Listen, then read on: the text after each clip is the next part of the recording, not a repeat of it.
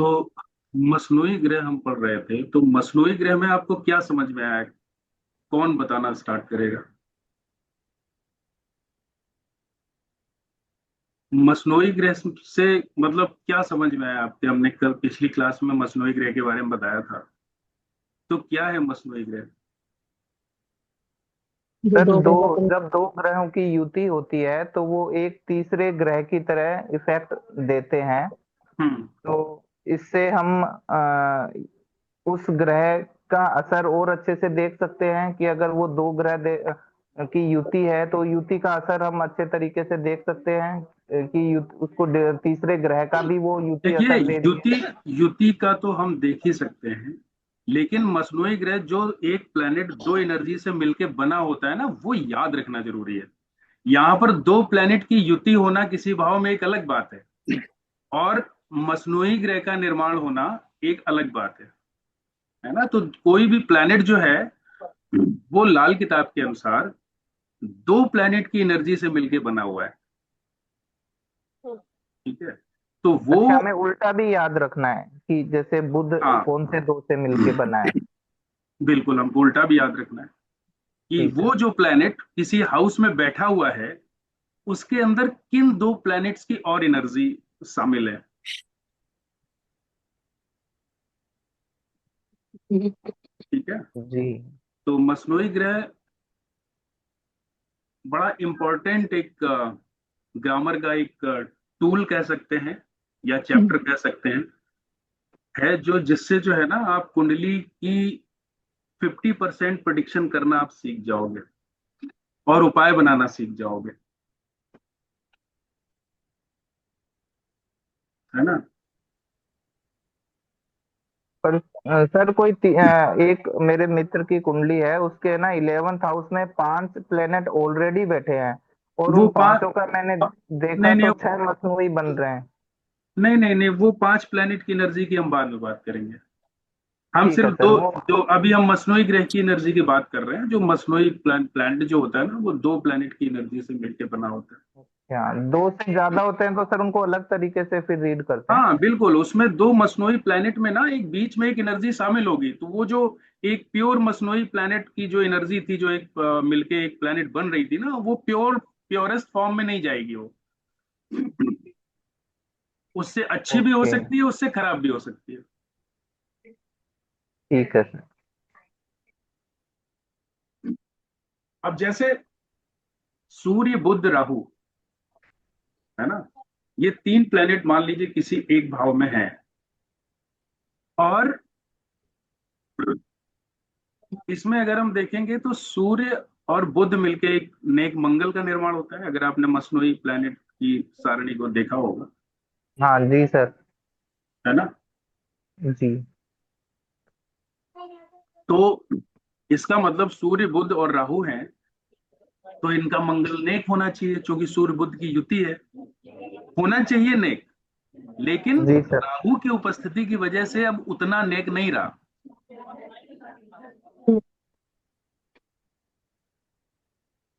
राहु ने यहां पर सूर्य को खराब कर दिया। ठीक है? तो इस वजह से जो नेक मंगल, जो प्योर नेक मंगल के जो गुण होने चाहिए ना व्यक्ति के अंदर, फिर वो नहीं होंगे, उसमें कुछ मिक्सचर हो जाएगा।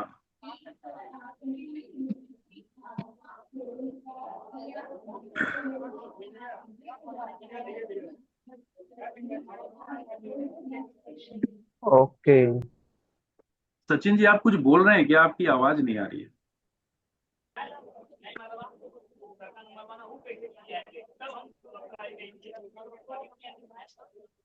अंश, अंश, मेरे लिए एक गिलास ले आओ, पानी पीने के लिए।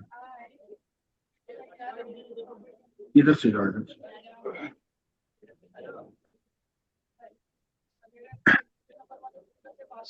सर, हाँ जी। हेलो। सूर्य बुध एक साथ होता है तो मंगल नेक होता है। तो मंगल कौन सा भी हाउस में रहेगा तो भी नेक रहेगा। हम्म। क्या? सूर्य बुध एक साथ रहेंगे तो हम्म। मंगल नेक होता है। हम्म। लेकिन मंगल अगर कौन से भी हाउस में रहेगा तो भी नेक मानेंगे उसको। हाँ, नेक मानेंगे उसको। अच्छा अच्छा। सूर्य सूर्य बुध की पोजीशन युति नहीं से मंगल देखेंगे। नेक होता है, तो मंगल नेक हो गया वो किसी भी हाउस में तो बैठा बट होगा तो मंगल शुभ हाँ, होगा। तो जो उसकी ओरिजिनल प्लेसमेंट है वो नहीं देखेंगे। बिल्कुल देखेंगे। तो उस पे भी तो डिपेंड करता होगा ये चीज या नहीं। बिल्कुल डिपेंड करेगा। फॉर एग्जाम्पल जैसे मैं सूर्य प्लस बृहस्पति मेरा 4th हाउस में है, तो इस हिसाब से वो चंद्रमा बन गया। बिल्कुल तो 4th हाउस में चंद्रमा बन गया और 5th हाउस में चंद्रमा की प्लेसमेंट ओरिजिनल प्लेसमेंट है कुंडली में। बिल्कुल, तो आपका चंद्रमा जो है ना बहुत मजबूत बन गया। ओके, तो मतलब दोनों को मिक्स करना पड़ेगा, दोनों के मिक्स रिजल्ट लेने पड़ेंगे। हाँ बिल्कुल देखने पड़ेंगे। मतलब इस व्यक्ति के अंदर 4th हाउस चंद्रमा के भी गुण होंगे और 5th हाउस चंद्रमा के भी गुण होंगे। ओके। मतलब जो सूर्य और बृहस्पति की जो एनर्जी है, ठीक है, सूर्य बृहस्पति दोनों ही मित्र ग्रह हैं और दोनों की एनर्जी जो होगी वो एक ज्ञानी राजा के रूप में होगी। ठीक है, और बृहस्पति क्या है, प्रॉस्पेरिटी है। सूर्य क्या है, नेम फेम है। और दोनों को मिलके चंद्रमा जो है ना वो पैसा है, प्रॉपर्टी है, उसका कारक है। मतलब ये हुआ कि पैसे का प्रॉमिस इसमें बहुत अच्छा हो गया क्योंकि चंद्रमा अच्छा हो गया।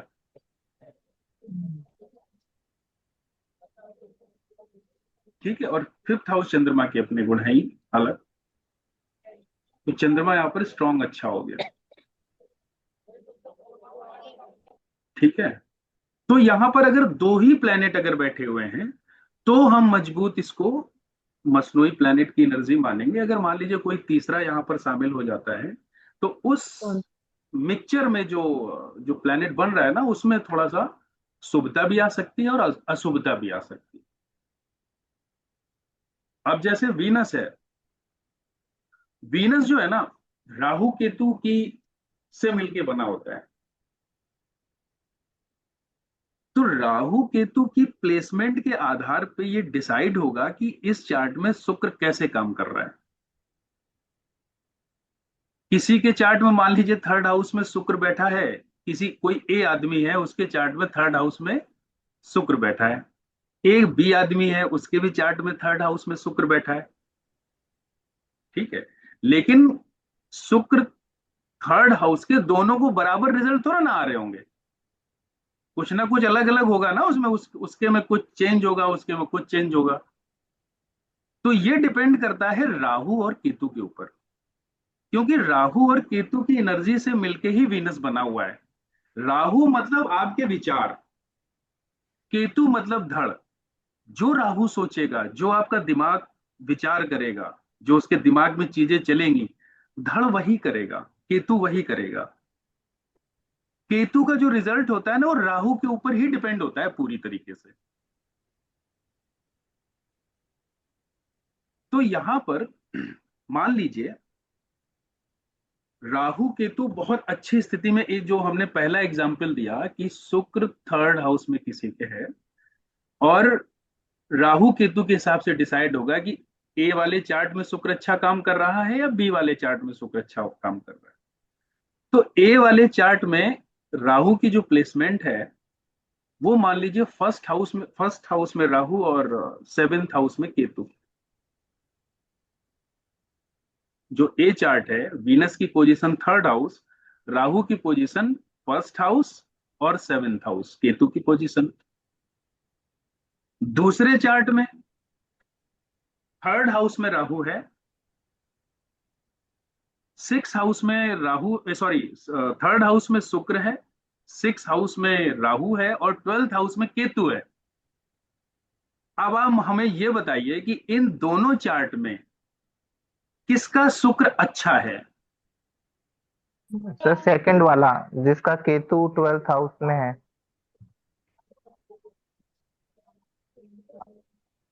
और राहु 6th में है।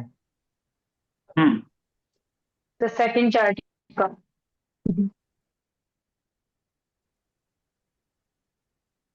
सेकंड चार्ट का रहेगा। क्यों? क्योंकि राहु उच्च का होके बैठा हुआ है और केतु भी उच्च का होके बैठा हुआ है। तो राहु और केतु बहुत ही अच्छी पोजीशन पे हैं, अपने उच्च के घरों में बैठे हुए हैं। तो इस व्यक्ति को वीनस जो है ना, इसका वीनस पॉजिटिव होगा। और जिसका फर्स्ट हाउस में राहु है, सेवेंथ हाउस में केतु है, तो ये डाउटफुल पोजीशन बन गई।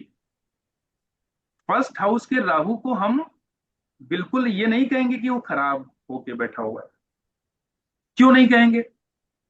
इसलिए नहीं कहेंगे, भले ही राहु का, भले ही ये सूर्य का घर है, यहाँ पर राहु बैठा हुआ है, सूर्य से राहु की शत्रुता है, लेकिन ये मंगल का भी घर है, मंगल की जमीन है। और राहु एक ऐसे घर में आ गया जहां पर उसका महावत का घर है। हम्म। तो फर्स्ट हाउस का जो राहु है वो मंगल के ऊपर डिपेंड करेगा कि मंगल अगर कुंडली में बद नहीं है, मंगल खराब नहीं है, तो फर्स्ट हाउस का राहु बहुत अच्छे रिजल्ट देगा। और जैसा फर्स्ट हाउस में बैठा हुआ राहु सोचेगा, समझेगा, दिमाग लगाएगा, वैसे ही उसका धड़, उसका जो केतु है, उसका जो अ, वो उसका काम करेगा। दोनों कनेक्टेड है, सर और धड़। तो इस वाली सिचुएशन की वीनस की स्थिति अच्छी भी हो सकती है, खराब भी हो सकती है। ठीक है। बाकी इसको फिर और हम दूसरे तरीके से भी जज करेंगे आगे, दूसरे सूत्रों से। जब तीन चार सूत्रों से हम जब डिसाइड कर लेंगे कि सेकंड हाउस का जो शुक्र है ना, वो अच्छा ही अच्छा है, और फर्स्ट फर्स्ट बी मतलब ए चार्ट का जो शुक्र है, वो उसमें शुभता है कि अशुभता है, वो दूसरे सूत्रों से भी हम चेक करेंगे। तो ये पहला स्टेप बनता है प्लैनेट को चेक करने का कुंडली में,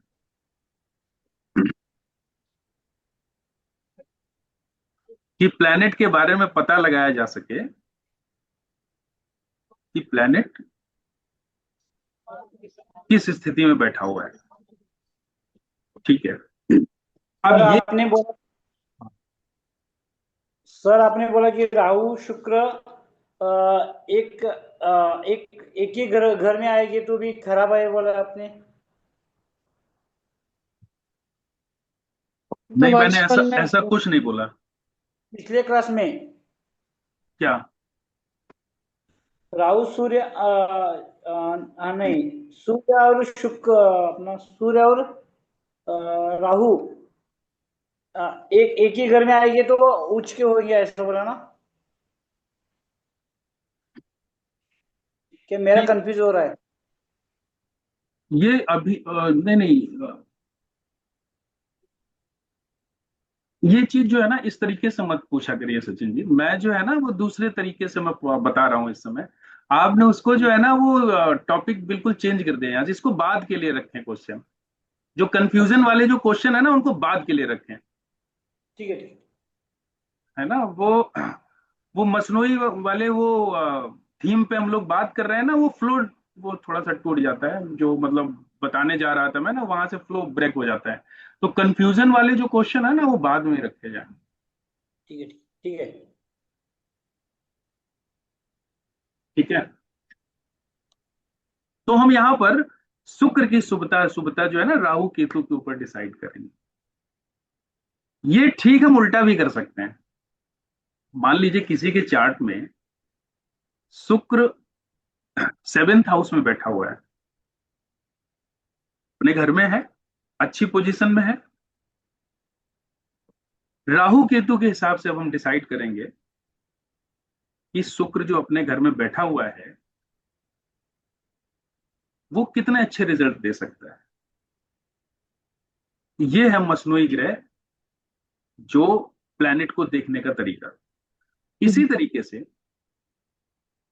जैसे शुक्र और बृहस्पति की जो एनर्जी है वो शनि शनि बनाती है। मतलब शनि जो है ना बृहस्पति और शुक्र की एनर्जी से मिलकर बना होता है। ये जो है ना केतु स्वभाव बृहस्पति को इसको बोलते हैं। केतु स्वभाव बृहस्पति मतलब, सॉरी, केतु स्वभाव शनि मतलब शुभ शनि। जिसमें निगेटिव करने क्या उसकी मंशा ना हो। ठीक है। तो यहां पर अगर मान लीजिए किसी के 10th हाउस में बृहस्पति और शुक्र की अगर युति है, तो हम उसको ये मानेंगे कि यहां पर शनि की उपस्थिति है।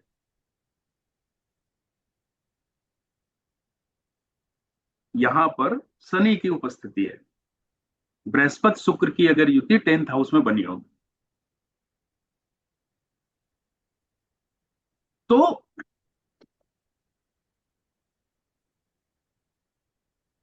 अब यहां पर शनि की भी स्थिति देखनी होगी। जैसे बृहस्पति और शुक्र यहां पर शनि के घर में है, दोनों मिलके मसनोई जो प्लैनेट इसका है वो सैटर्न का निर्माण हो रहा है शनि में, मतलब एक शनि यहां पर प्रेजेंस है, एक शनि की। मत शनि की प्रेजेंस होना क्या होता है, शनि के गुणों को समझो। शनि जो होता है ना, किसी भी अपने ज्ञान से, किसी भी स्थिरता से, कोई भी ऐसा जो हमने जीवन जिया है एक डिसिप्लिन लाइफ से, अगर वो आइडियल लाइफ व्यक्ति की रही है, तो उसको जो है ना शोहरत, पैसा, रुपया, पैसा सब कुछ मिलेगा। तो ये जो है ना, जो पॉजिटिव सैटर्न होता है ना, ये उसके जो है गुण होते हैं। क्योंकि शनि जो है, शनि से ही डिसाइड होता है कि आप कितने अमीर हैं और कितने गरीब बन सकते हैं। ये सैटर्न कुंडली का डिसाइड करता है। कुंडली में शनि पैसे का कारक है, धन का कारक है। और हर तरीके के जो व्यक्ति सुख भोगता है ना, व्यक्ति को अपनी प्रॉस्पेरिटी से, अपने पैसे से जिस रूप में उसको सुख मिलता हो, जो वो सुख भोगता है ना, वो शनि है। इसके अंदर शुक्र की प्रधानता ज्यादा होती है। क्यों? क्योंकि शुक्र का ये मित्र है और बृहस्पति से ये, बृहस्पति के सम है और ये गुरु शरण में है। मतलब ऐसे व्यक्ति के अंदर एक गुरु के भी एक उसके अंदर गुण होंगे, एक आइडियल पर्सनालिटी होगी, आइडियोलॉजी होगी उसके अंदर। गुरुओं का सम्मान करता होगा, छोटे लोगों को प्यार से पेश आता होगा, ज्ञान की बातें करता होगा, है ना। अगर किसी को साथ देने की, किसी के सामने खड़े होने की बात हो जाए तो सच्चाई की साथ देता होगा वो, है ना। और शुक्र के गुण, हर चीज में अपने ज्ञान से हर चीज को वो सेलेक्ट कर सकता है, चुनने की क्षमता है। 20 में से 5 को इकट्ठे करने की क्षमता है, चुनने की, ये 5 बेस्ट हैं। ये होता है वीनस का गुण। और पैसा तो वीनस है ही। ठीक है। तो अगर बृहस्पति और शुक्र दोनों साथ में हैं, अच्छे घरों में हैं, तो शनि भी कुंडली में शुभ हो जाता है। शनि अगर किसी हाउस में अच्छी पोजीशन पे नहीं भी बैठा होगा, तब भी उसका नॉर्मल उपाय करने से वो शनि अच्छे रिजल्ट देने लगता है। ठीक है। एक शनि होता है मंगल और बुध के द्वारा बना हुआ, इसको बोलते हैं राहु स्वभाव शनि। राहु स्वभाव शनि को बारे में सोच के, मतलब एक दिमाग में एक निगेटिविटी का एक विचार आता होगा, निगेटिव शनि, क्योंकि राहु यहां इन्वॉल्व हो गया। तो ऐसा नहीं है। ये व्यक्ति जो होगा ना, जो मंगल और बुध से की एनर्जी से मिलके जो इसका सैटर्न बना होगा ना, तो ये एक तो टेक्निकल होगा और बहुत ही तो बुद्धिजीवी होगा, बहुत बुद्धिमान होगा। हर चीज को वो जो है ना, वो टेक्निकल, जब तक उसका उसको रीजन नहीं मिलेगा ना, उससे उस चीज को जज नहीं करेगा। तब उसको, तभी उसको यस बोलेगा, या तभी उसको दिमाग में वो चीज उसके बैठेगी जब वो उसको अच्छी तरीके से समझ लेगा।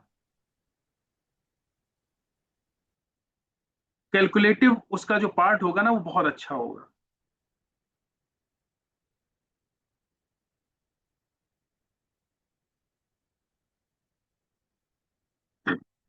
लेकिन यहां पर अगर कुंडली में मंगल बुध की भी युति है और शनि भी खराब स्थिति में बैठा हुआ है, तो ये चीज गड़बड़ होगी फिर। अब यहां पर मंगल बुध के, अगर 8th हाउस में मंगल बुध की युति बनी हुई है तब तो ठीक है, तब तो ये युति बहुत अच्छा काम करती है। वो व्यक्ति बड़ा टेक्निकल होता है और बहुत बड़े इंजीनियरिंग लेवल पे या इस तरीके के पेशे में हो जाता है, डॉक्टरी पेशे या कोई बड़ा सर्जन होना, है ना, जिसमें बुद्धि और एनर्जी दोनों का सामंजस्य हो। नहीं तो शनि भी खराब हो और मंगल बुध भी अगर कुंडली में खाना नंबर 8 के अलावा और कहीं अगर ये युति बनी हुई है तो ये युति ठीक नहीं होती। ठीक है, तो यहां पर मसनोई को बहुत तरीके से हम चेक करेंगे। मसनोई के द्वारा ही अगर हम अपनी कुंडली को समझने लगे ना तो बहुत टाइम लगेगा कुंडली पढ़ने में। जैसे राहु है, मंगल और शनि के द्वारा, मतलब मंगल और शनि को जब हम मिलाते हैं तो राहु बनता है और उच्च का राहु बनता है। उच्च का राहु का मतलब यह हुआ कि ऐसा दिमाग, ऐसा व्यक्ति कि उसके सामने चाहे जैसा आदमी आ जाए उसको एक नजर से पढ़ ले। यह है राहु का पॉजिटिव होना।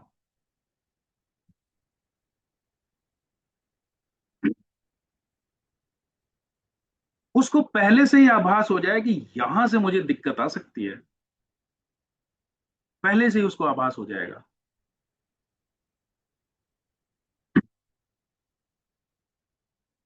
और राहु पॉजिटिव का होने का मतलब ये होता है कि राहु एक ऐसा प्लेनेट है ना जो ये चाहता है कि उस वो जो है ना बहुत लोगों का एक तरीके से पालनहार हो। राहु क्या है, राहु अपने आप को बड़ा दिखाना चाहता है।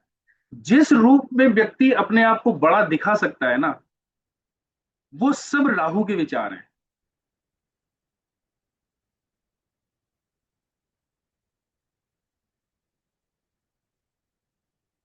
तो मंगल शनि अगर दोनों प्लेनेट की युति कहीं पर है तो हम वहां पर राहु की प्रेजेंस मानेंगे। और कौन से राहु की प्रेजेंस मानेंगे? उच्च राहु की।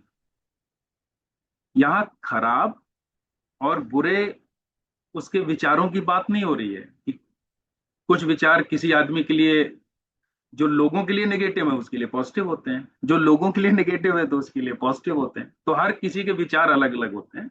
तो किसी के क्या विचार हैं उसको जज करना, किसी के मतलब वो नहीं है कि नेगेटिव विचार है कि पॉजिटिव विचार है। किसी के लिए उसके विचार अच्छे होते हैं, किसी पॉजिटिव, उन्हीं विचारों से वो बहुत ग्रो करता है।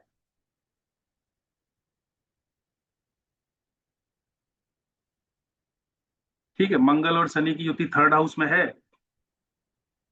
मतलब यहां पर उस व्यक्ति के अंदर उच्च राहु के गुण आ गए। मंगल हिम्मत, शनि स्टेबिलिटी, धैर्यता।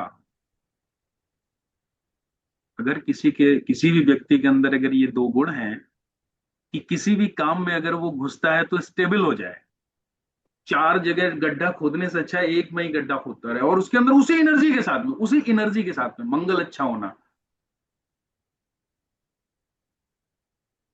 हाँ, फर्स्ट हाउस।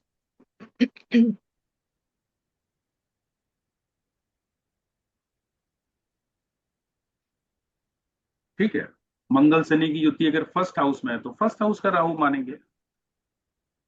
1st हाउस में राहु जैसे रिजल्ट दे सकता है, मंगल शनि की युति वही काम करेगी।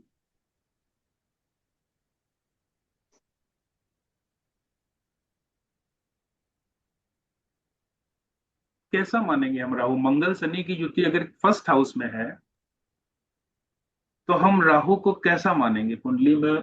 मान लीजिए यहां पर कहीं राहु बैठा हुआ है, मान लीजिए 10th हाउस में राहु बैठा हुआ है, ठीक है, और मंगल शनि की युति 3rd हाउस में है। क्या कहेंगे अगर हम मंगल शनि और राहु के बारे में विचार करें तो किस तरह की बातें हमारे दिमाग में चलेंगी? राहु 10th हाउस में बराबर नहीं है, तो शनि है। शनि राहु को बराबर नहीं देखता है।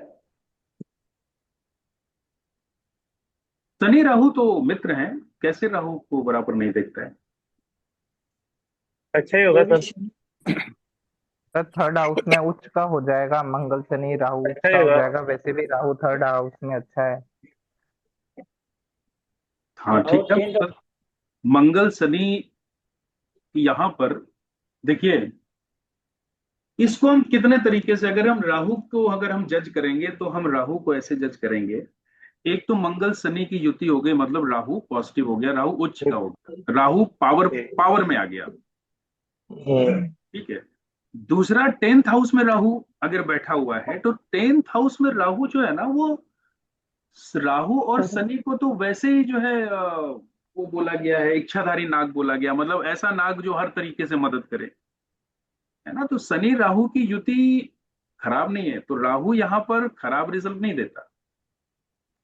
डिपेंड करेगा कि शनि किस पोजीशन पे, वो हम दूसरे सूत्रों से पता करें।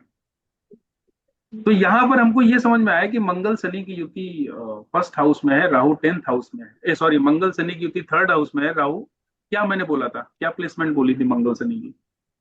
Third house. हाँ, थर्ड हाउस। और 10th। राहु 10th में है, तो इसका मतलब ये राहु पॉजिटिव 10th। काम करेगा राहु। ठीक है। देखिए, एक चीज हमेशा याद रखिए, कोई भी प्लेनेट अगर किसी भी हाउस में खराब हो रहा है, ये जज करने का एक मैं तरीका बता रहा हूं आपको। कोई भी प्लेनेट अगर किसी भी हाउस में अगर खराब हो रहा है, तो कहीं ना कहीं उसके मसनोई ग्रहों में भी अशुभता आएगी, जिन प्लेनेट से मिलके वो बना होता है।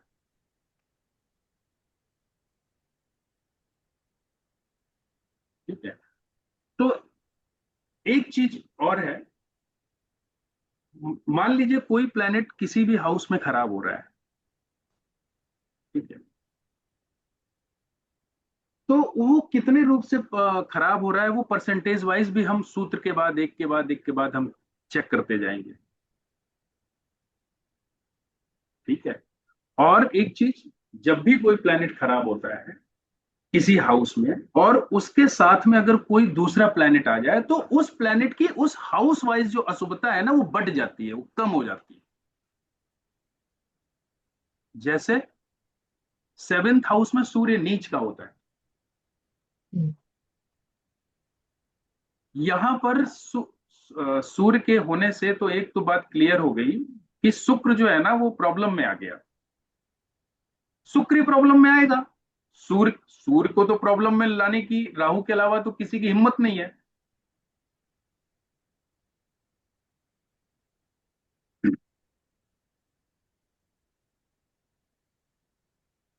लेकिन यहां पर सूर्य के साथ में बुध आ जाए, तो वो चीज जो है ना, उसकी अशुभता बढ़ गई। अब कोई जरूरी नहीं है उसका शुक्र खराब हो।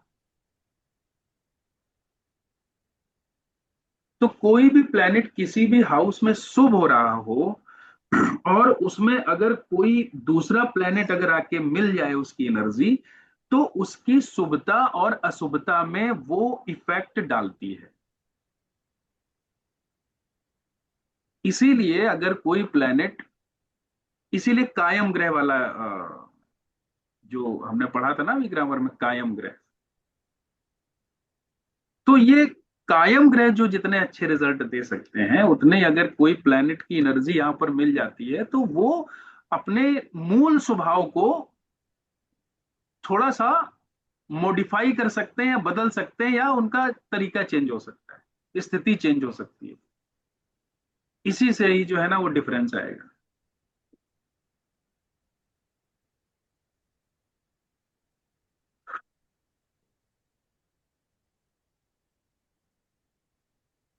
सूर्य और शनि की युति नीच राहु बनाती है। नीच राहु सूर्य शनि की युति है, तो ये व्यक्ति जो है ना, इतना डिप्लोमेटिक होगा, इतना तेज होगा, उसका ब्रेन इतना तेजी से काम करता होगा कि ये किसी भी दो स्थितियों को वो बहुत अच्छे से हैंडल करने के अंदर उसके अंदर काबिलियत होगी। और सूर्य सूर्य और शनि, मतलब कोई भी काम किसी भी तरीके से अपना वो निकालने वाला हो, चाहे उसको गलत ही रास्ता क्यों ना अपनाना पड़े, वो अपना काम निकालेगा।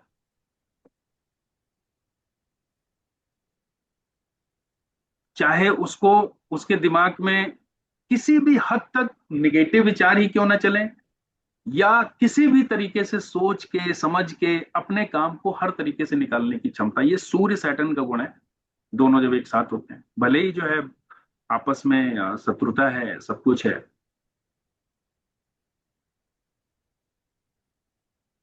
बहुत ही स्थिर फेम देता है सूर्य शनि की युति। ऐसा फेम जो बरकरार रहे हमेशा। सूर्य और राहु की उसमें थोड़ा सा वो आ जाता है फेम में, लेकिन सूर्य शनि की स्थिरता वाला फेम। लेकिन व्यक्ति को पॉजिटिव सैटर्न रखना पड़ेगा अपना। सैटर्न को हमेशा मजबूत रखना पड़ेगा व्यक्ति को उस कंडीशन में, तब सूर्य शनि की युति अच्छे रिजल्ट देती है। नीच राहु का मतलब ये हुआ कि किसी भी हद तक जाके सोचना। कहते नहीं है कि जहां पे तुम सोचना खत्म करते हो वहां से मैं सोचना स्टार्ट करता हूं, है ना। मतलब किसी भी सिचुएशन को कई हैंडल से सोचना, निगेटिव भी पॉजिटिव भी, बस किसी भी सूरत में अपना काम निकलवाना। अगर सूर्य शनि एक साथ है और राहु बहुत अच्छी स्थिति में बैठा हुआ है, अच्छी स्थिति में, तो कुछ लोग होते नहीं है कि कहते हैं ना कि मुझे अपनी जो मेरी बदनामी है ना वो भी मुझे पसंद है ना। कुछ लोग होते हैं ना इस उसके नेचर के, कि मुझे फेम मिला है, मेरी बदनामी से मुझे फेम मिला है, लेकिन मैं बहुत इंजॉय करता हूं उसको।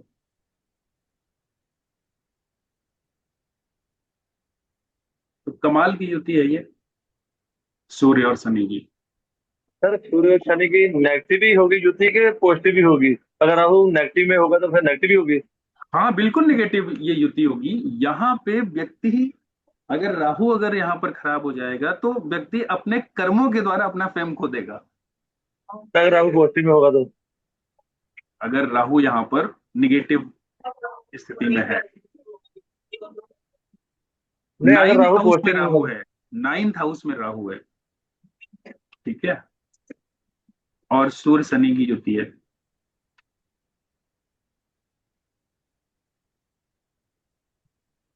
तो सर जैसे सूर्य शनि की युति है, तो इसमें जैसे दो बता रखे हैं, मंगल वध का भी बता रखा है और राहु नीच भी बता रखा है, तो हम्म। फिर दोनों को देखेंगे हम कुंडली में। हाँ मंगल बद भी हो जाता है सूर्य शनि की युति अगर हो।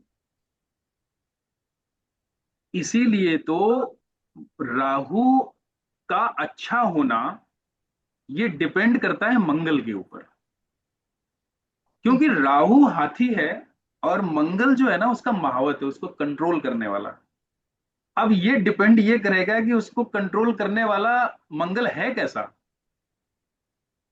बहुत ही खूंखार लड़ाई झगड़ा करने वाला, मारपीट करने वाला, जिसके अंदर धैर्य न हो, और मतलब इस तरीके का आदमी हो, महावत इस तरीके का हो, तो राहु को, हाथी को वो कंट्रोल करने में उसको दिक्कत आएगी। भले ही कुछ क्षण वो कंट्रोल कर ले जाए, लेकिन वो कंट्रोल से बाहर भी होगा।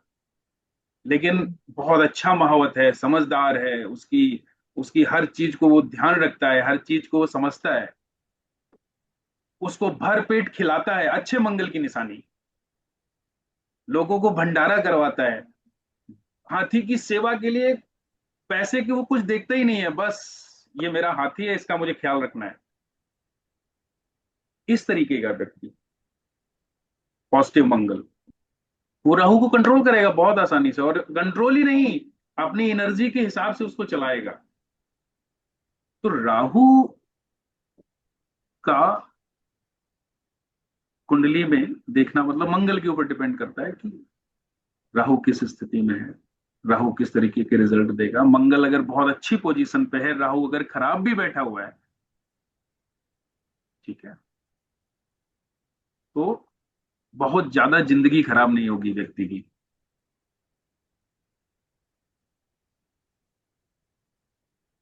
मंगल अगर फर्स्ट हाउस में हो हम्म। और राहु एट्थ हाउस में हो तो मतलब मंगल तो अपनी अच्छी पोजीशन पर है। हम्म। राहु एट्थ तो हाउस, इस तो हाँ यहाँ पर गिनो वो वाला सूत्र लग रहा है ना, फर्स्ट हाउस से टक्कर पड़ती है राहु को, 8वीं तक। आठवीं को। हाँ हाँ हाँ अब यहाँ पर जो है ना, देखो कुंडली की हर प्लेसमेंट जो है ना बहुत सोचना पड़ता है। ये नहीं कि एक ही सूत्र बस हमने रट लिया वैसा ऐसा होगा और अब हर कुंडली वही सूत्र लग रहा है। हम्म, हर चीज की प्लेसमेंट के हिसाब से, हर प्लेनेट की एनर्जी के हिसाब से जो है ना वो सोचना पड़ेगा। अभी जो है ना इसको हम इसलिए आप अभी रीड करने में थोड़ा सा आपको समस्या आ रही कि अभी हमने हाउस ऑफ कॉम्बिनेशन नहीं पढ़ा है। जब हाउस ऑफ कॉम्बिनेशन हम पढ़ेंगे कि हर हाउस किसी न किसी तरीके से एक दूसरे से कनेक्टेड होता है, तब आपको यहाँ पर मंगल राहु की एनर्जी बहुत अच्छे से समझ में आएगी कि ये मंगल राहु क्या कर सकते हैं एक दूसरे का। तब इनको इनको इनकी भाषा को समझने में ना आपको बड़ी आसानी होगी। कुंडली जो है ना, किसी भी कुंडली को आराम से बैठ के, कुंडली और ये एस्ट्रोलॉजी ना बड़े सुकून के सब्जेक्ट होते हैं, मतलब इसको उस तरीके से नहीं पढ़ सकते हो आपकी, मैं पढ़ रहा हूँ और एक तरफ जो है मेरा दिमाग रखा हुआ है कि मुझे वो काम करना है, या ऐसा काम कोई फंसा हुआ है परिवार का, या ये है, या वो जो दुनिया भर की, या किसी प्रोफेशन में एस्ट्रोलॉजी पढ़ रहा है और उसके दिमाग में ये चल रहा है, पता नहीं वहां से मेरी कंपनी का चेक क्लियर हुआ होगा कि नहीं हुआ। मतलब एस्ट्रोलॉजी जो है ना बड़ा सोचने वाली, सोच के पढ़ने वाली चीज है। जितना आप जो है ना कुंडली पे जो आपने पढ़ा, और उस कुंडली पे कई तरीके से उसको आप उस प्लेनेट की फिर भाषा समझने की कोशिश करो, हर स्थिति को जज करते हुए, है ना, तब। और अभी तो बहुत सारे सूत्र आपको नहीं पता है ना, इसलिए अभी आप नहीं कर सकते हो, लेकिन जैसे जैसे हर चीज आपको पता चलती जाएगी तो आप जो है ना बहुत अच्छे से प्लेनेट की भाषा को समझने लगोगे। ठीक है, तो मसनोई ग्रह में किसी को कोई डाउट हो तो पूछिए, बाकी तो मैंने समझाने की कोशिश पूरी की है, मुझे नहीं लगता कोई डाउट होना चाहिए।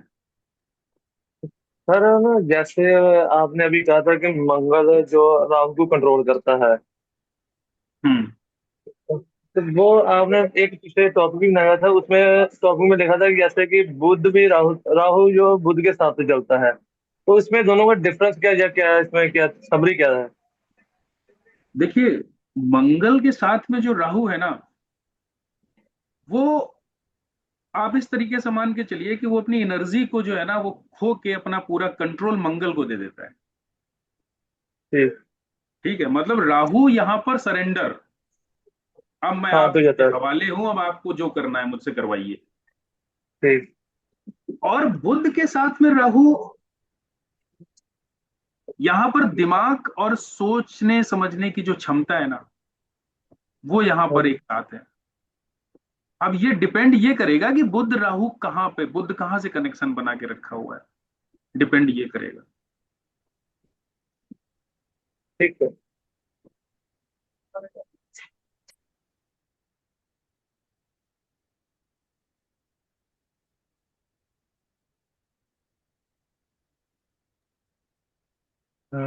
सर अगर तीन प्लेनेट हैं तो वो भी हम इसमें नहीं अभी कर रहे ना। 3 प्लेनेट अगर साथ में है ना तो हम उसको मसनोई वाली श्रेणी में जो है ना वो 25% रखेंगे। अच्छा अच्छा। तो जैसे बुध सूर्य और गुरु है, तो हम्म। मतलब एक ऐसा प्लेस सूर्य दोनों के मसनूई में कॉमन आ गया, तो फिर हम उसे इंक्लूड करते हैं या दो बनाएंगे? जैसे सूर्य गुरु का तो चंद्र अलग बन गया, और हम्म। सूर्य बुध का नेक मंगल बन गया, तो ऐसा होता है या फिर इनको अलग ही तरह से ट्रीट नहीं करते नहीं, हैं? हम ऐसा कर सकते हैं। अच्छा, मतलब कॉमन भी कोई हो सकता है, मसनूई बिल्कुल बनाते समय किसी प्लेनेट को कॉमन भी रख सकते हैं। बिल्कुल बिल्कुल। ठीक है सर।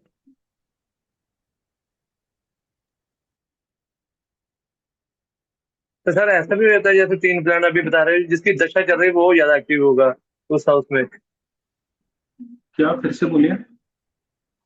जैसे अभी कह रहे थे तीन प्लेनेट हो या चार प्लेनेट हो, जिस प्लेनेट की दशा चल रही हो, दरमियानी दशा चल रही है या कोई भी दशा चल रही है, तो उस हाउस उसमें तो वही प्लेनेट की एक्टिवेशन ज्यादा होगी। हाँ बिल्कुल, जैसे देखिए, जैसे मान लीजिए इन्होंने बात की, अभी कौन से प्लेनेट की युति बताई थी? सूर्य सर बुध और गुरु। गुरु, हाँ।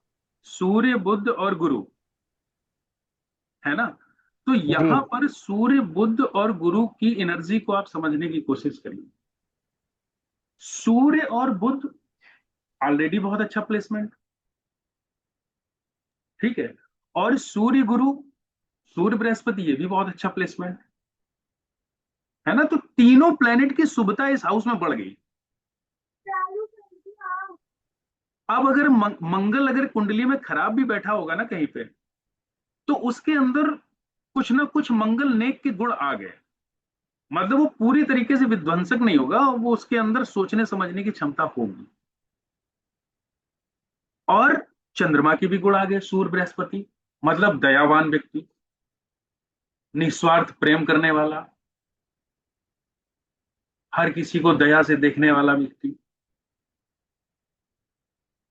तो ये एनर्जी उसमें शामिल हो गई उस व्यक्ति में, उस हाउस की, उस हाउस के माध्यम से। ठीक है, जिस हाउस में ये युति बनी हुई है। जी सर।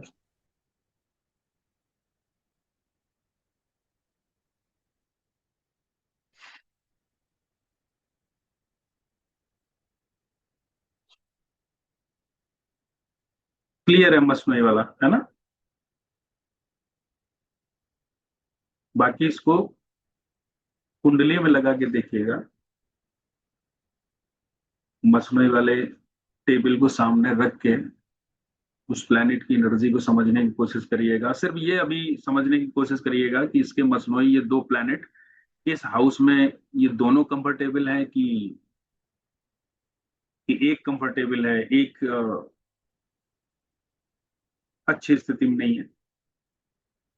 जैसे सूर्य, बृहस्पति और शुक्र, मान लीजिए 10th हाउस में ये युति है, तो यहाँ पर बृहस्पति अच्छे मतलब बहुत कंफर्टेबल नहीं दिख रहा है।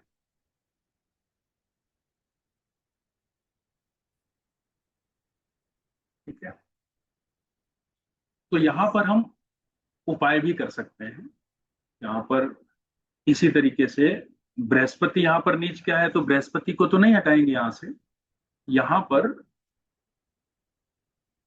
सूर्य से संबंधित चीजों को हम जल प्रवाह करेंगे, मतलब बृहस्पति से शुक्र की एनर्जी को हम हटा लेंगे।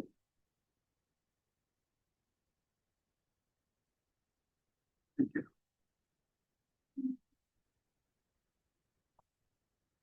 चलिए आगे बढ़ते हैं। तो इसके सर बाद आता जैसे है। जैसे बृहस्पति और शुक्र बैठे हैं, हम्म। तो बृहस्पति बना सूर्य और शुक्र के उससे, हम्म। तो अगर हम सूर्य को हटाएं तो डबल हम्म। शुक्र रह जाएगा वहां। हाँ, डबल शुक्र रह जाएगा, तो शुक्र तो अच्छा ही है यहाँ पर, क्योंकि शनि के घर हाँ में तो है। फिर, हाँ नहीं, आप जैसे सजेस्ट कर रहे थे ना कि शुक्र हाँ। की उसको हटा दें, तो अगर हम सूर्य को हटाएं हाँ। तो डबल शुक्र ही रह जाएगा, वो ज्यादा हाँ, अच्छा रहेगा शनि वो के। ज्यादा अच्छा रहेगा। भाई शनि और शुक्र की युति तो इस तरीके की युति है ही कि करियर से पैसा उस व्यक्ति को, मतलब काम से पैसा, वो तो प्रॉमिस ही करती है। और ये कर्म भाव भी है, तो ये कॉम्बिनेशन बहुत अच्छा है यहाँ।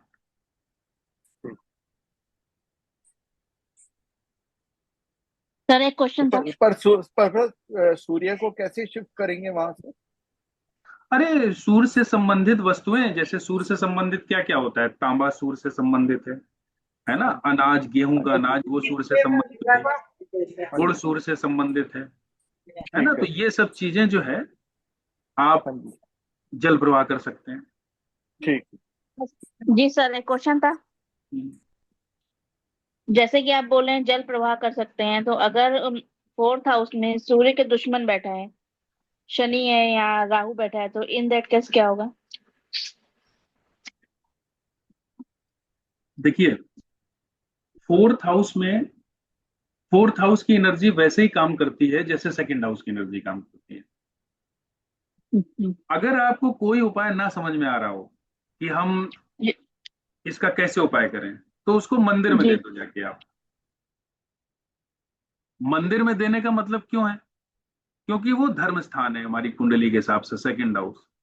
और वहां पर कोई भी प्लैनेट जो है ना वो निगेटिव रिजल्ट नहीं देता है। धर्म स्थान में कोई भी व्यक्ति जो होगा ना, वो चाहे वो किसी भी तरीके का इंसान हो, वो धर्म स्थान में जाके तो इस तरीके की कोई भी मतलब खराब हरकत तो नहीं करेगा।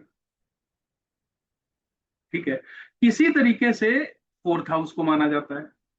फोर्थ हाउस क्या है? वो माँ की शरण है। तो कोई भी निगेटिव प्लैनेट या निगेटिव व्यक्ति अगर वो अपनी माँ की शरण में आता है, तो वहां पर तो आके वो अपनी जो निगेटिव रिजल्ट जो देने की वो है, उसको वो त्याग देता है वो प्लैनेट। तो जल प्रवाह करना किसी भी प्लैनेट को आप कर सकते हैं। अगर वो खराब रिजल्ट दे रहा हो तो उस प्लैनेट की शुभता बढ़ जाती, खराब असर देने की जो जो उसकी नियत है ना वो खत्म हो जाती है। बस एक चीज हमको बस यहाँ पर ध्यान रखना होता है कि अगर हम जल प्रवाह कर रहे हैं तो कुंडली में चंद्रमा की स्थिति जरूर देख लें।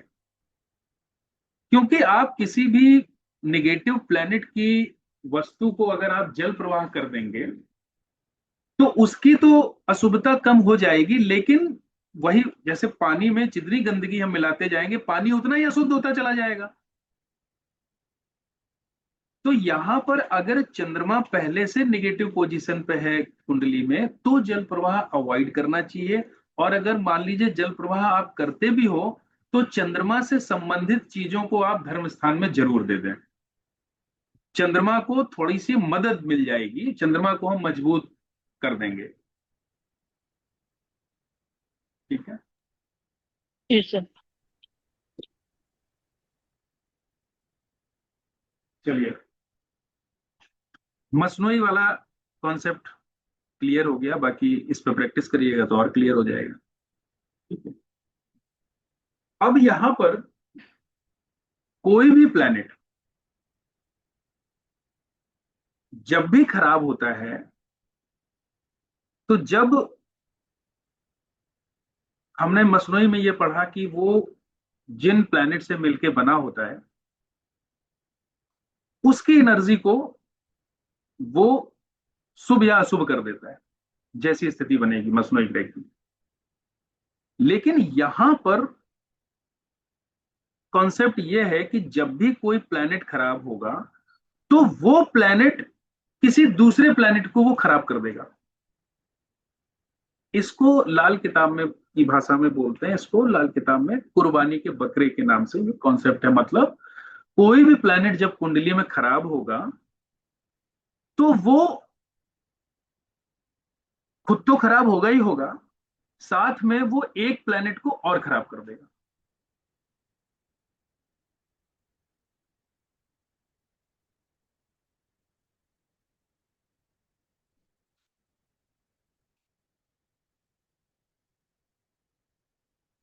समझ में आया ये चीज?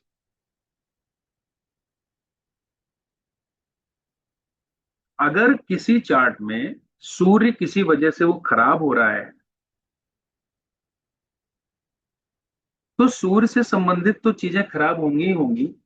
साथ में सूर्य जब खराब होता है तो अपनी अपनी बलि के लिए उसने खराब करने के लिए केतु को रखा हुआ है,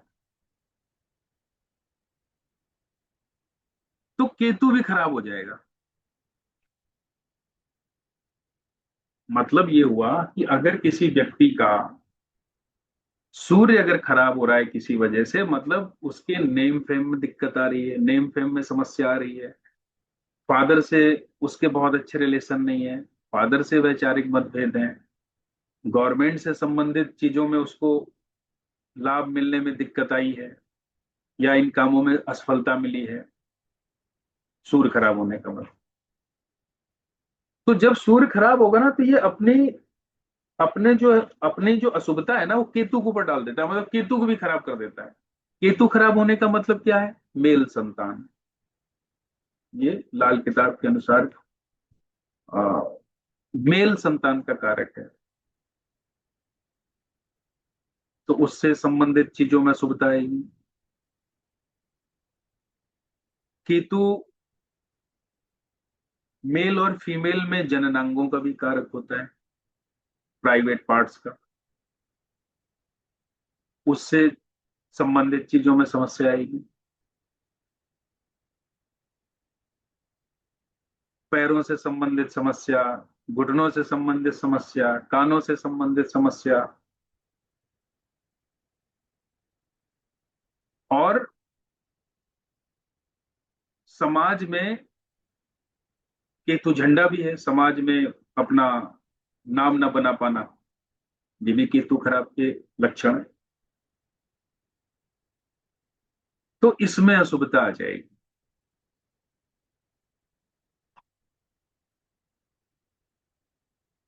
प्लेनेट खराब किसी भी वजह से हो सकता है,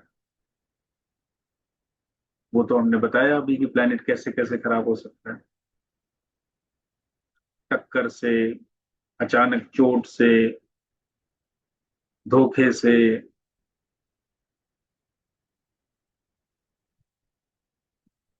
और कैसे खराब हो सकता है?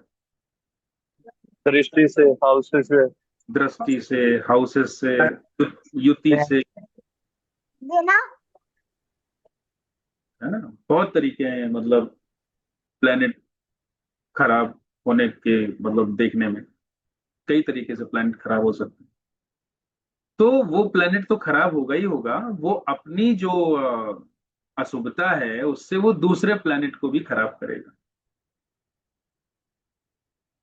ये एक लाल किताब का कॉन्सेप्ट है, ये याद रखना बहुत जरूरी है। क्योंकि कुंडली में उस समय ये अचानक से ध्यान नहीं आता है, कुंडली शुरुआत में जब नए नए हम प्रैक्टिस कर रहे होते हैं, कुंडली देख रहे होते हैं, तो यहां पर ये चीज हमको बहुत याद रखना जरूरी है। जैसे कुंडली में मान लीजिए शनि खराब हो रहा है,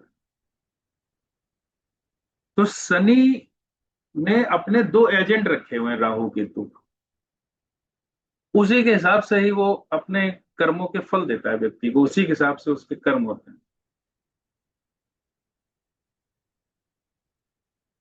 ठीक है। तो शनि जब भी खराब हो रहा होगा, तो राहु केतु को खराब कर देता है। और राहु केतु से मिलके कौन बनता है? शुक्र बनता है। तो शुक्र खराब हो जाता है, मतलब कुंडली में अगर शनि खराब हो रहा होगा तो शुक्र खराब हो जाएगा। शुक्र से संबंधित समस्या उस व्यक्ति के जीवन में रहेंगी।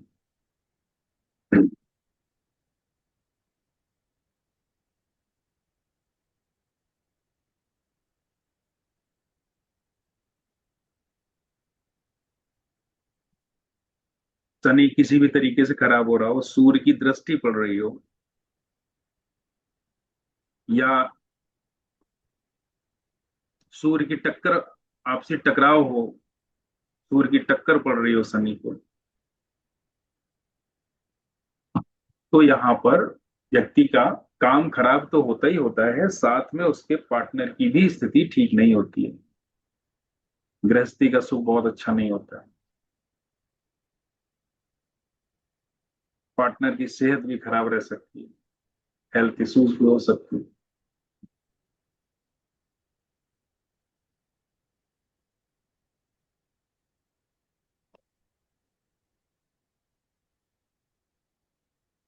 ठीक है।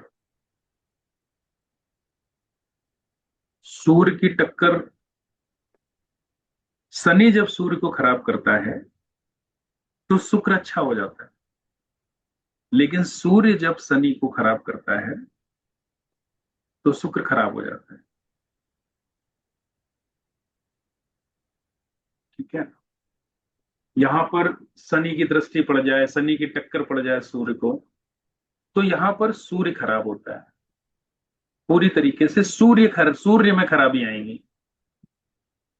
और सूर्य अगर खराब होगा तो वो अपनी बला किसके ऊपर डाल देगा? केतु के ऊपर। मतलब वहां पर इस स्थिति में अगर शनि सूर्य को खराब कर रहा है, दृष्टि संबंध बना हुआ है, आठवीं टक्कर है, तो सूर्य पीड़ित होगा, कुंडली में सूर्य से संबंधित दिक्कत होगी और केतु से संबंधित दिक्कत होगी।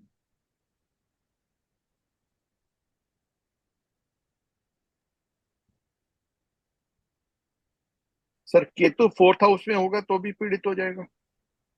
हाँ। चंद्र के घर में है फिर भी? हाँ, पीड़ित तो है ना वो। ठीक।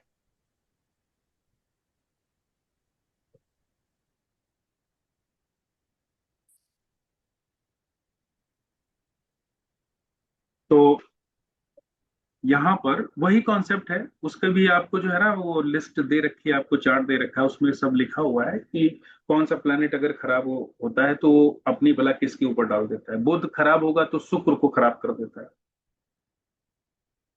बुध, देखो बुध का खराब होना, हर चीज को ना लॉजिकली थोड़ा सा सोचने की कोशिश करो तो याद रखने की जरूरत नहीं पड़ेगी। बुध अगर कुंडली में खराब होता है तो यहां पर बुध में राहु की एनर्जी जरूर होती है। किन दो हाउसेस में राहु की एनर्जी नहीं होती है बुध में? एक तो फोर्थ हाउस में, एक तो फोर्थ हाउस में राहु की उपस्थिति नहीं रहती है, और एक एर्थ हाउस में जब मंगल के साथ में बुध होता है तब राहु की उपस्थिति नहीं रहती है बुध में। नहीं तो बुध में राहु की उपस्थिति जरूर रहती है। दिमाग और विचार कभी अलग अलग हो नहीं सकते। लेकिन दो हाउस एक ऐसे हैं, एक तो फोर्थ हाउस, मतलब उसके विचार जो है ना, जो राहु के जो विचार होते हैं वो चंद्रमा के घर में आ गए। मतलब यहां पर राहु अपने पाप करने की मनसा जो है त्याग चुका है।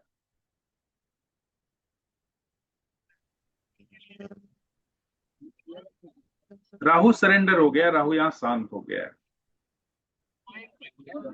जब तक उसको छेड़ा ना जाए। छेड़ना मतलब फिर तो अलग से समझेंगे और आगे जब चलेगा। और मंगल के घर में बुध, मंगल के साथ में बुध, मतलब महावत के कंट्रोल में तो राहु को वैसे ही कंट्रोल करता है मंगल।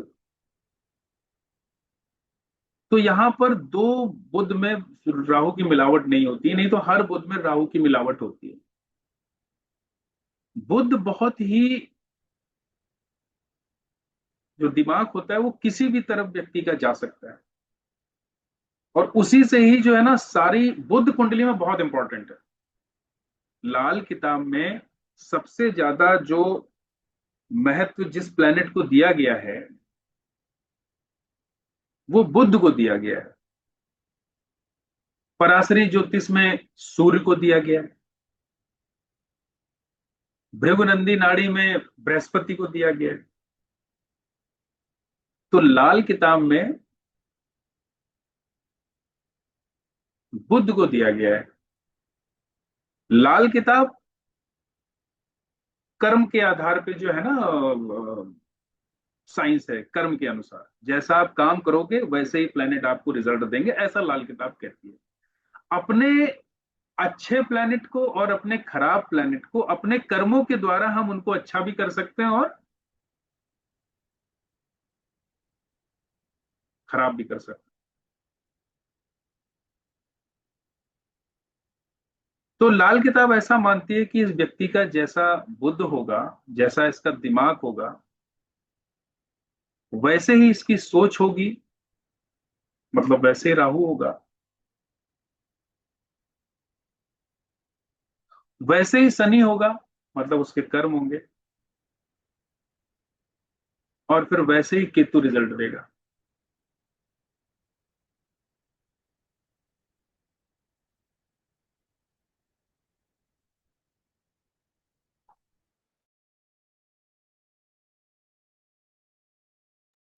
एक मिनट होल्ड करिएगा, अभी मैं फिर ज्वाइन करता हूँ।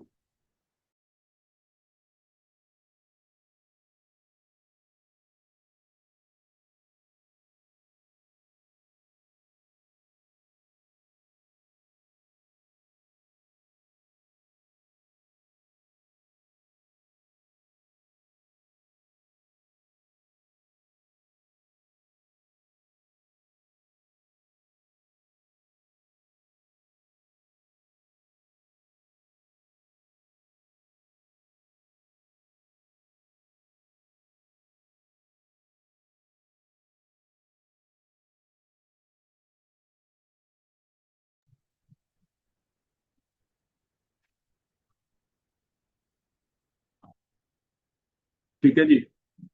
तो इसमें जो है ना, यहां पर कोई भी प्लेनेट जब खराब होता है तो वो किसी दूसरे प्लेनेट को भी खराब कर देता है। तो यहां पर जो सबसे ज्यादा प्रॉब्लम में प्लेनेट आता है वो केतु आता है, क्योंकि बहुत सारे प्लेनेट जो है ना वो केतु की बलि दे रहे होते हैं। जैसे मंगल अगर खराब होगा तब भी केतु खराब होगा, सूर्य खराब होगा तो फिर वो भी केतु को खराब करेगा, बृहस्पति खराब होगा वो भी केतु को, अपने चेले की बलि देगा, उसको खराब करेगा। और केतु अगर खराब होगा तो वो तो खराब होगा ही होगा। तो यहां पर केतु को सबसे ज्यादा प्रॉब्लम आती है, इसीलिए आप देखो अधिकतर लोगों को केतु से ही संबंधित समस्या होती है जीवन में। जितनी भी केतु की समस्याएं हैं, जिन चीजों का केतु कारक है, वो अधिकतर होती है, क्योंकि हर प्लेनेट केतु को ही खराब कर रहा होता है।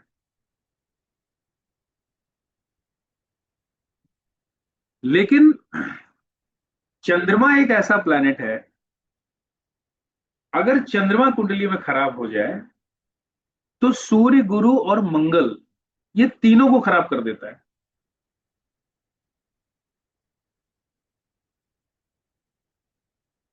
चंद्रमा मतलब मन आपका। मन अगर आपका स्थिर नहीं है, मन आपका आपके कंट्रोल में नहीं है, या मन जो है ना आपका किसी भी तरीके से दुखी है या पीड़ित है या डिप्रेशन में है आप, तो ना ही आपको नेम फेम मिलेगा, ना ही आपके अंदर एनर्जी होगी, और ना ही जो है आपको प्रॉस्पेरिटी मिलेगी। ये सारी चीजें जो है ना वो धीरे धीरे धीरे धीरे खराब हो जाएंगी। तो व्यक्ति की मनोस्थिति ही डिसाइड करती है कि ये व्यक्ति जीवन में कितनी मजबूती से खड़ा रहेगा। मतलब कुंडली में अगर चंद्रमा बहुत अच्छा है,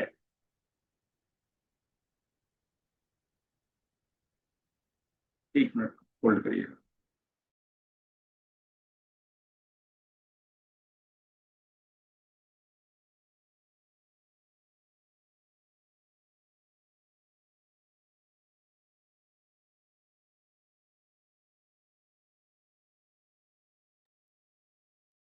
तो चंद्रमा अगर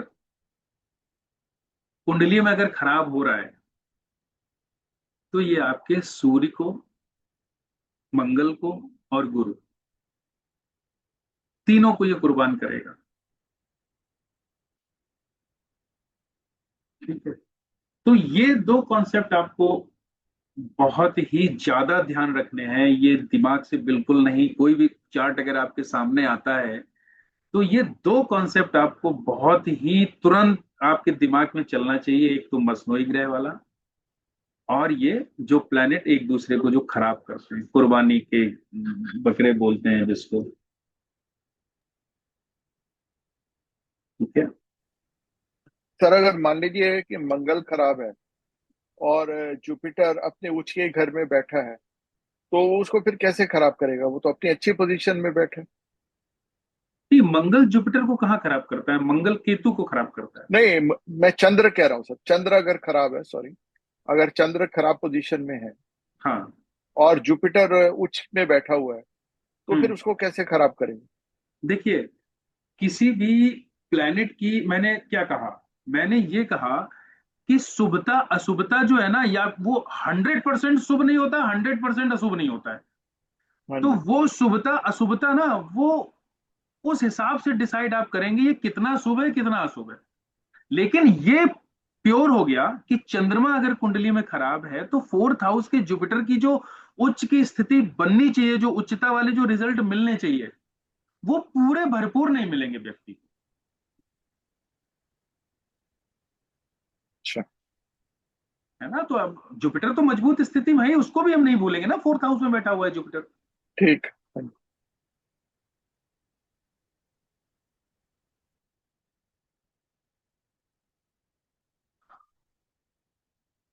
और कोई, अभी हम इसको सिर्फ यहीं तक रखते हैं। इससे संबंधित किसी को कुछ पूछना हो तो पूछिए।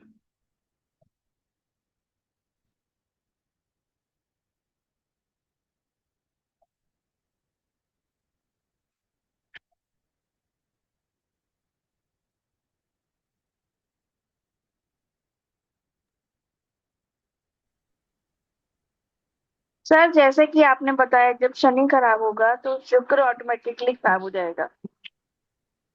तो चाहे शुक्र उच्च के घर में हो तभी भी वो अपना रिजल्ट नहीं देगा। नहीं नहीं नहीं नहीं नहीं, शनि अगर खराब होगा तो खराब सूर्य की वजह से अगर खराब होगा तब तो शुक्र खराब होगा। जब सूर्य की वजह से खराब होगा तब शुक्र खराब होगा। हाँ। अ- अगर जैसे फर्स्ट हाउस में बैठा है अपने दुश्मन के घर में तो इस कंडीशन में नहीं, खाली जब सूर्य की दृष्टि पड़ेगी उसके ऊपर। हाँ बिल्कुल इस बिल्कुल। तब और अगर सूर्य की जगह मंगल या चंद्रमा की दृष्टि पड़ रही है तो तो शनि खराब नहीं होगा। अगर शनि खराब होगा तो वो शनि शनि की चीजें खराब होंगी। अच्छा। जैसे जैसे इन दैट चंद्रमा की, केस जैसे चंद्रमा की दृष्टि पड़ रही है। हाँ, ठीक है। तो यहां पर शनि के रिजल्ट खराब होंगे, शुक्र तो वहां खराब पर नहीं होंगे। शुक्र नहीं होगा। और गुरु की दृष्टि में तो वैसे शनि खराब नहीं होता है, वो बेस्ट रिजल्ट हाँ, देते हैं। वो खराब नहीं होता।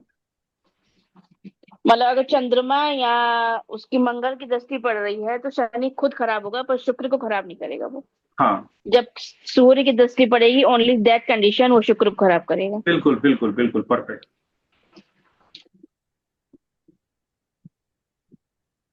तो सर ये केस सूर्य के केस में है कि और भी प्लैनेट्स में ऐसा है? सूर्य की केस में सिर्फ सूर्य और शनि का दृष्टि संबंध या टकराव। अच्छा।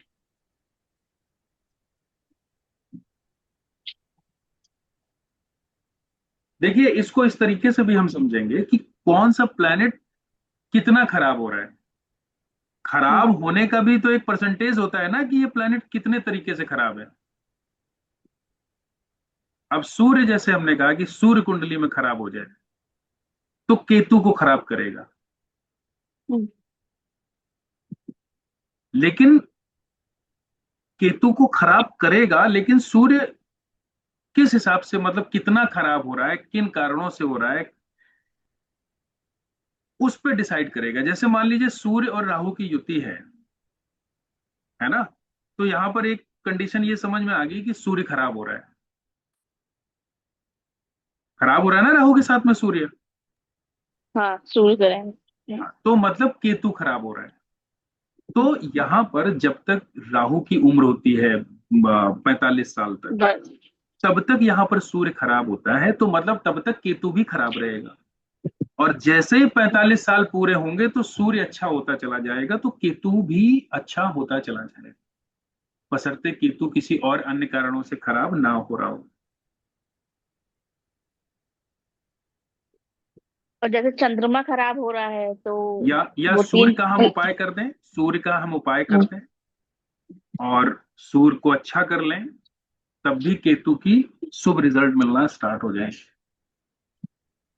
अब जैसे राहु केवल फर्स्ट हाउस में है, तो इस केस में ही बोला जाता है कि सूर्य खराब हो जाता है। तो हाँ, मतलब इस केस में हम ये तो नहीं मानेंगे ना कि पूरा ही सूर्य खराब हो गया, कि पूरा ही ग्रहण लग गया। नहीं, जब बिल्कुल रहेगा। सूर्य के, राहु राहु के फर्स्ट हाउस में आते ही हाँ, यहां पर सूर्य सूर्य को ग्रहण लग जाता है। ठीक है, तो राहु की उम्र तक सूर्य में ग्रहण ही माना जाता है, या फिर राहु के उस सूर्य के उपाय किए जाएं, सूर्य से संबंधित चीजें दान की जाएं, है ना, जितना हो सके, तब सूर्य अच्छा माना जाता है फिर। नहीं तो राहु के साथ में राहु की उम्र तक 45 साल तक सूर्य बहुत अच्छे रिजल्ट नहीं देते।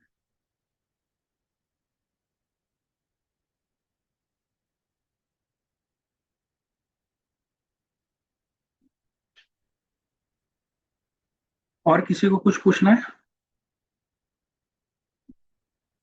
क्लियर है? तो ये दो कॉन्सेप्ट जो है ना, थोड़ा सा आप लोग इस पे ज्यादा फोकस करिएगा।